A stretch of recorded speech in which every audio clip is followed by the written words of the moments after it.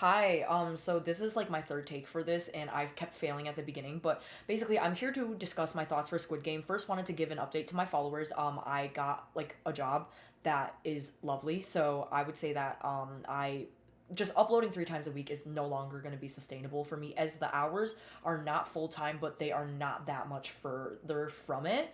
And so, I'm not going to have as much time. And I took a trip to Seattle right before my job started. And so, as a result of this, is the reason why everything has been so behind and there have been no uploads. But I can tell that, it seems like people definitely want me to upload something. So, here I am. And I also genuinely wanted to talk about Squid Game. So, to those who don't know me, I am a singer, I'm a DJ, and I'm also a yapper. And this is a yapping video right now. So, I watched Squid Game 3, and let me just say, do not watch this if you do not want spoilers. Um, but yeah, because I'm gonna be spoiling pretty much everything, not everything, because I'm not gonna be speaking for that long. But you do not want to see, you get the point. So, oh my god, I don't even remember everything that happened now because I watched it the moment it came out. But let me just tell you, the second episode, I believe, when they played hide and seek, oh my god, I don't think you understand how much that hurt my heart. Like, Hyunju, player 120, if you cannot tell how much I love her, if this phone case isn't enough proof, and just wait for my t-shirt to arrive, but um her death was the first heartbreak. I just, everything about her, just such a diva, such a leader, the perfect mix of emotionally intelligent but also such a strong warrior. And also the fact that I feel like she represented, like, I would say that she's pretty good representation of like the trans community, especially in a South Korean show in which the country is a lot more conservative than the US.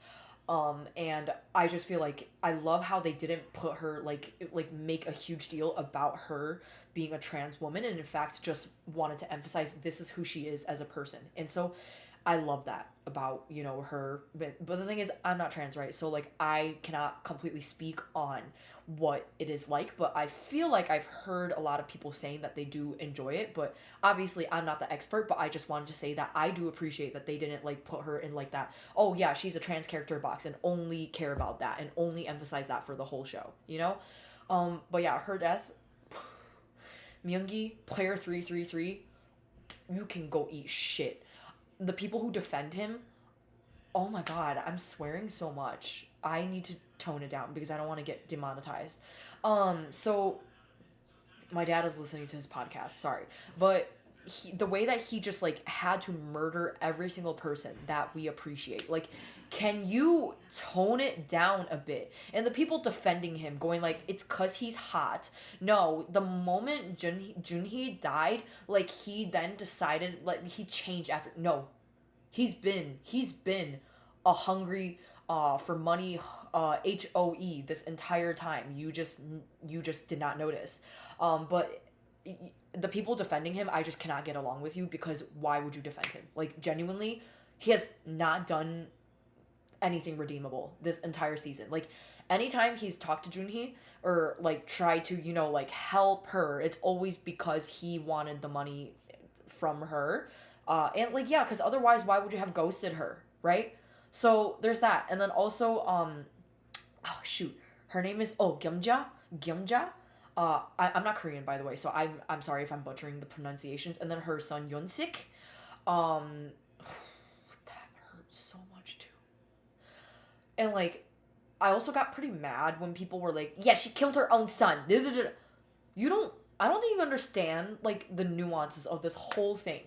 Um, she killed her son so that he didn't have to be the villain, and they reminded, like, her son doing all of that stuff reminded her of her abusive like ex-husband who had, passed away, right? And the fact that he was aiming for a woman who she had just helped deliver that woman's baby, and a woman who she pretty much took in as her own daughter throughout the games. um she was not gonna let her son kill her. Like, are you kidding me? And she offered herself up for, like, she offered like for her son to kill her instead of, Junhee, player 222. um But he obviously didn't take it, which I can also understand. I wouldn't murder my own mother either. But honestly, though, it was kind of up to him to have done the dirty deed of murdering somebody who was not somebody who's close friends with his own mom. You know? That would have helped a lot. And then, like, the thing is, she didn't even actually, like, kill him. Like, obviously, like, it was a bad stab. Like, a bad stab. But, like, at the end, though, he was still alive until the guards actually killed him. So that, like, but that was actually so sad because, I'm sorry, as you can tell, my emotions are going like this. But, like, the way that, like, her, like, she unalived herself afterwards. So clearly you can tell that it obviously affected her. And you know what hurt me even more was that she was caring so much about Junhee and how she was doing and like the baby and all that stuff, and then telling like Gi-hoon, like telling Gi-hoon to make sure that he cares for Junhee and stuff like that. And even though on the surface he didn't agree to do so and said I'm not that kind of person, even though we all know that he is that kind of person as much as he has flaws and stuff, which I will get into. Um, but I guess like what I can say is that like who was caring for her? Genuinely who was caring for her? Like Junhee did say I'm so sorry, ma'am, and stuff like that, but it's like nobody else was really caring for her. That's what I'm trying to say. And so, yeah, but the thing is, I completely understand her decision to have unalived herself because I feel like if I were in her position, I also don't know what else I could have lived for anymore by that point. But yeah, I completely understand her decision to kill her own son Yunsik. And you think that it was not painful for her? It was hella painful for her. Girl, she literally unalived herself the next day. So I don't want to hear those of y'all going like, oh my god, yeah, she killed her own son. You think she wanted to do that? Yeah, no, she wanted to prevent him from being a murderer, and she cared about her morals. And I feel like somebody else was saying something like after like his mom stabbed him, like he kept saying, I'm sorry, I'm sorry, I'm sorry. So it's like he also knew that he was not exactly doing the right thing by trying to murder a new like a mom who had just given birth to her baby who is close with his own mother, you know. But yeah, it was just like all the phrases and stuff, like, you know, like she protected somebody else's baby but had to hurt her own, and it's just like but lost her own baby. And I was just like, oh my god, I can't do this. I genuinely cannot do this. And yeah, of course I cried when she unalived herself. And like I feel like her doing that though, and like her talk with Gi-hoon and all that stuff though, she saved Junhee and the baby, because like I think that her unaliving herself is really exactly what fueled Gi-hoon, because I'm sure that like at the end of the day he would have helped Junhee regardless, but like her sacrifice of herself is honestly I feel like what had Gi-hoon, you know, to have like a wake up call and to have something to live for. Because if you guys remember during the first two episodes, Mans was not in a normal state of mind, which I don't think he could have been in a normal state of mind ever since he joined the first games anyways. But you get the point, right? Like, yeah. And oh, about Daeho, him and Daeho. So, as much as I did appreciate Daeho as a character and I enjoyed like his character in season 2 especially, but I feel like I was also pretty sad about his death, but it just didn't hit the same as the other ones. And I here's why I say this. It's because like I feel like if it was just Gi-hoon like actually just straight up just killing him in the moment, it would make a lot more sense, right? But the thing is, there was a lot of struggling, and you can tell that like Gi-hoon didn't actually like he couldn't actually lay his hands on Daeho and like actually do the killing until at the end of the day. Like it was a struggle between the two, and it's like actually life or death. And at that point, then like what was Gi-hoon gonna do? Like let Daeho just kill him? Then, you know, because like I watched this, I rewatched the scene just to make sure like was Gi-hoon like actually just only targeting Daeho, or was there like kind of a struggle between them? You know, yeah, and I stand by the fact that there was a struggle. Was I sad? Yes. Like I said, I enjoyed the Daeho season 2 moments. And I can understand why he would lie, right? It's a game of survival. And him lying about being in the Marines is kind of his survival tactic. But of course, like, you know, with lying then comes consequences.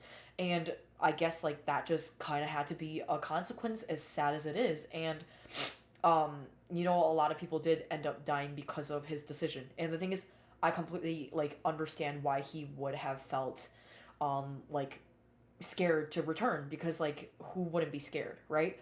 But with actions come consequences, and at the end of the day, as much as he didn't mean for everybody else in the rebellion to die, his actions did affect and cause for a lot of it to be worse. Like, I feel like it could have been more effective if he actually did go back, and you cannot argue with me about that. So there's that. And then there's so much more that I can say, but I think that I'm just gonna kind of get to the end because, I mean, jump rope, I would say I was very proud of Gi-hoon for, pulling through and saving Junhee's baby. And was I sad about Junhee dying? Like, absolutely. Because she sacrificed herself for her own child, and just, like, the way that, like, she just didn't even have a chance. Like, girl, she broke her ankle. She just gave birth. No, she fractured her ankle. Like, what the hell was she supposed to do? Right? And then to the people going like, if that was me, I would have just done it. Can you actually just have some critical thinking skills? Please. Like, you think that her ankle being that fractured, you think that she could do that? Like, I am a pretty athletic person, and even if I had a fractured ankle, I just do not know if you could catch me jumping over a bridge, jumping on a bridge that's jump roping the whole time? Yeah, I just don't know if I would survive that, to be honest. Even a sprained ankle was kind of enough for me. So yeah, and having to jump high enough too. So all of that. And I did forget to talk about Minsu and also Namgyu. So what can I say about that? I do think that it really does show stuff about drug addiction and stuff, and Namgyu's behaviors just absolutely disturbed me to the core. Like, the way that Mans was just like having the time of his life murdering all those people. Same for Myung-gi. Like, you could have just left it at murdering one person and continuing your mission and exiting, but like, of course, for the greed of the money, so they decided to eliminate more players, and then as a result, more red players would die. And I don't know what else to say to that besides, like, I don't know how I would have been if I were in the games, right? It's easy to say what I would have done and all that stuff, but the thing is, at the end of the day, I just would not want to catch myself ever at a place like this, because I would not be the true me, and I would be probably very different. I don't know what decisions I would have made. I probably would have been a lot more ruthless. But I just felt like it was crazy. Like, man. And, like, the way that, like, Myung-gi, he said that he was going to come over to protect Junhee. Did he do that? No. So, yeah, he showed yet again that he cannot be trusted. And also, I do really appreciate, holy shit. Holy crap. Noil, the guard, 11, so cool. Like, obviously, there were some parts where I was just like, I don't know how realistic this is, but the fact that she went out of her way to save 246, I love that. Like, oh, that was very heartwarming. And what else? Right, so then I also wanted to talk about Minsu. Minsu, yeah, he got addicted to those drugs. And the thing is, there's so much I could have said about, like, oh, he did betray Simi. I'm not completely sure if I'm pronouncing it correctly. It did make me very mad that he didn't, like, he betrayed her during Mingle. The thing is, I do appreciate that he tried to save her during, like, Lights Out. And the thing is, I'm gonna be realistic. I don't know how, if I was in his position, if I would have actually gone down to try and save her. Maybe I would have been a huge coward and not done anything, but I was mad about him betraying her during Mingle, so I can leave it at that. But yeah, I guess it is what happens. And then once he started taking the drugs, the guilt took him, and I mean, then he was out. That's all I can say. Like, I would have been more sad for his death if he had, done everything that he could for Semi and, like, stood behind her the way that she did for him. But since he didn't, I was not nearly as sad. But it obviously was not, like, the best scene to just see him get eliminated like that because of his drug addiction, Because it's also, like, it shows, like, in society, it's very symbolic that somebody who is a drug addict is very much shunned, and just, like, people, put them to the side and act like they're not important, that they don't deserve any help. Like, I could even talk about addiction. I don't have, like, a legitimate, like, drug addiction, but I have an addiction to my phone. I have an addiction to revenge bedtime procrastination, and those things are so hard to get over. And so as a result, I would say that I kind of can understand what addiction is, and I would say that I have addictions in my life. And I wish that I could just be like, gone, but that's not how it works. Otherwise, I would have no problems in life. Yeah, okay. Then the Sky Squid Game, right? I've already been talking about that. And then we also have I just did not like the players at the end game. Like I know a lot of people were saying that, and I think that it's quite valid to feel that way. Because why was it just a bunch of nasty old men? I mean, middle-aged men. You couldn't put like one single girl boss in there. Like my girl Hyunju, she couldn't have gone there. Like you couldn't have put Junhee, which I mean, yeah, with the bridge and stuff. I guess yeah, I don't think that would have happened. But not a single girl boss there. And besides like Baby 222, which the fact that like the VIPs, I mean, I'm not surprised, but it still at the end of the day is freaking diabolical that they made the baby a player, which obviously shows their lack of humanity, which is it goes right on par with their brand. Nobody's surprised. Yeah, it obviously, like I said, it made me freaking mad.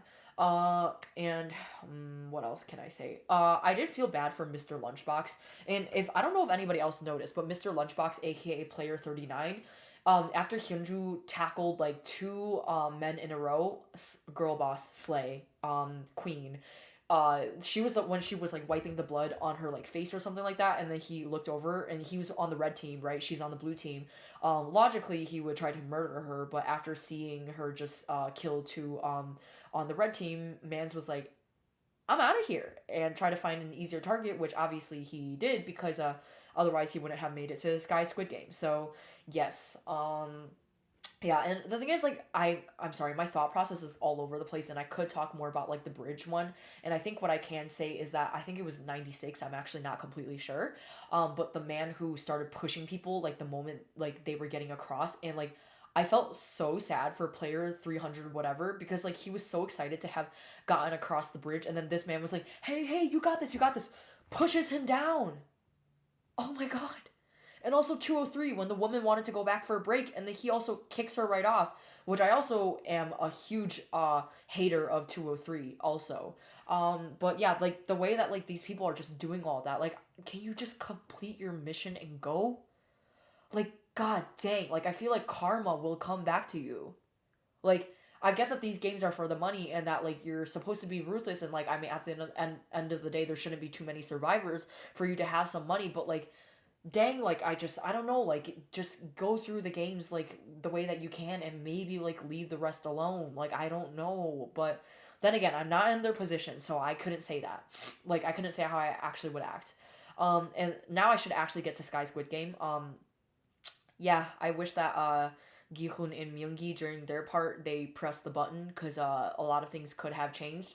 But then I thought through it again. Like I just don't even know how much of a will to live that Gi-hun would have after experiencing two games, especially with the second one being one that he especially did not want to be in. Man, like yeah, and you should have asked my friends like how I was reacting to this whole thing, but like when I heard like player 456 eliminated, like I just I just wish I never had to hear that, but realistically speaking, I can understand why it was done the way that it was. Were my feelings hurt? Absolutely yes. Like Gi-hoon, he's a flawed man, right? He's done so many bad things. He's made so many wrong decisions, but something about him is that he had humanity. And the fact that he did sacrifice himself for the baby, the way that the VIPs were super quiet, even the VIPs were quiet when he died. And the front man, even went to check up on him. And my delusional was like, ooh, he's gonna all of a sudden stand up, right? Because, like, what is his name? Not Ilnam. Oh my god, Inho must have put like a balloon or something, or just like something to prevent him from actually dying, but no, we don't get what we want. And so I have to deal with the fact that he died. So I'm really conflicted, right? Like I'm really sad, but I get that. Like I just don't know how much more he could have lived with all of this trauma. And like I know that he has his daughter, which that is something that, I wish that he could have gone back to visit her. But like, with things that you do, there's always a price that you pay. And with him trying to do things for the greater good of humanity, he inevitably had to not be as good of a father and leave his daughter in the dark like that. And do I feel sad for her? I definitely feel sad for her. I think her name is Gayeon. Guy. The fact that I'm not Korean and the fact that I can remember all these names, honestly, I'm pretty proud of myself. Um, yeah, and then with Inho at least dropping the stuff off, like I would hope that I could see Gi-hoon's daughter in the spin-off, and then see her be. I don't want to see her as a player though. I just don't want her to necessarily follow in her father's footsteps. But if she could investigate, because I mean, bro gave her the bloody jacket. I just don't think that she would just look at that and not do anything about it. And what a mysterious source of income. Like, if girl doesn't investigate it, that'd be weird, right? So I would hope, and she is in the US, so with the American spinoff that should be coming, which I'm obviously gonna watch because I did hear that David Fincher is a goated director. So I think that this should be good, and I genuinely enjoyed Squid Games. And the thing is, like, I as much as like I was sad about the ending and stuff, like I think that the director honestly did a pretty good job for the amount of time that he had and for all of the different thoughts that he probably like had to think about. Like he honestly did good enough. Like this isn't like you're not going to always be getting your Hollywood happy endings, you know? Like this is a Korean drama and this is like it's a gory like take on society, and you don't always get happy endings in this society. um but yeah, yeah, I don't know what else to say. Oh, with Junho and his investigations, and just like a lot of people were just saying that he went over just to serve face and then leave, and then just ask why to his brother and then leave, and I'm just like, honestly, kind of, yeah. um I just kind of wish that he did listen to his friend, which I actually don't remember his name, but the one who actually noticed that Captain Park is fishy, which I cannot believe I word for word said during season 2. Oh, I like Captain Park. He's cool. He seems like a nice guy who's helpful. Usually I'm pretty good at predicting plots. That one I ate crap with that plot prediction. Yeah, and at least though, like there were some happy endings though. Like you think that there were no happy endings? No, watch again, because player 246, he came out alive, right? And then his daughter, oh, the cutest little girl, oh, with that like straw. I just like calling her Strawberry Hat Girl, even though I know her name is Nayeon, which is the same as Nayeon from Twice, which I get to see soon in August. But yeah, what can I say is that that was really sweet, and the fact that he was painting a portrait for his lifesaver that he doesn't even know that is his lifesaver, I thought it was really cute that he was like, oh, haven't I met you before? Yeah, man, your instinct is right. You haven't just seen her around at the amusement park. There's a lot more to it. If only stuff could have been revealed. Like, I would have loved for them to be a couple. I'm still hoping that they could be a couple, but I don't think that the Korean Squid Games is going to continue. So I don't think I'm going to be able to see that. But it would have been lovely to see her with her daughter, hopefully reuniting with her daughter in China, and then also with him and his daughter who is no longer sick, for them to all be one happy, cute family together. Yeah, and then the baby, like 222. You know, somebody did say something really like substantial that I didn't even think about, which was the fact that like Inho, he gave the baby 6 months later. So if you think about it, Inho probably was the one taking care of the baby for a whole 6 months. I am not I am not in support of any of the decisions that he made, because yes, bad stuff happened to you, terrible stuff happened to you, aka him, but the step that you took was not very moral. I That's all I can say. But in the very least, though, like I think that it's good for him that he got to take care of a baby, because his wife had passed away and couldn't have like something. There were complications, and like he was not able to ever have. I believe it was actually supposed to be a daughter. And the fact that like he got to take care of like a baby for 6 months, but that girl is going to have an identity crisis when she finds out like maybe finds out like exactly what the heck happened with her parents. Not that like Junho would even be able to tell her the full story, but Mans would at least know that her parents are in her bank account, which is that's so what you call it, not gory, morbid. But yeah, Miss Girl just is rich at birth. And I don't know, I would love to see more about her too, but like I don't want her to be super corrupted. I want her to have a happy childhood, but I feel like at the end of the day though she does deserve to know what happened with her parents. Not that she knows which players they were, but at least to know that they were in the games. But I just hope that she wouldn't spiral too much. Um, and like I already said, the same for Gi-hoon's daughter.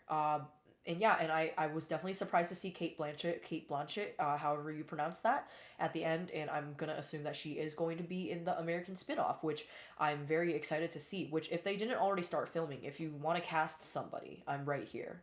I'm a very emotional person. I have very big reactions, and you might want a character like that. And if you need some DEI, diversity, equity, and inclusion, to show how diverse the U.S. is, here's a Chinese American woman right over here. Okay, I'm like I said, right here.